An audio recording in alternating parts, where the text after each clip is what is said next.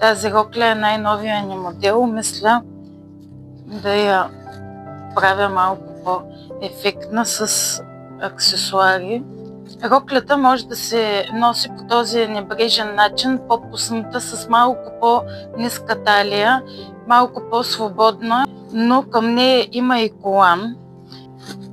По двата начина може да се носи, на който както му подхожда според фигурата. Тук сме акцентирали върху талията и на мен лично ми харесват и двата варианта, но този е по-подходящ за моята фигура. Ето такава чанта. Сложила съм си сребърни токчета. И това е рокля, която след празника можем да си я носим съвсем спокойно. Много фин, лек памук е, изключително тъничка и в същото време не прозира. Имам я и в жълто.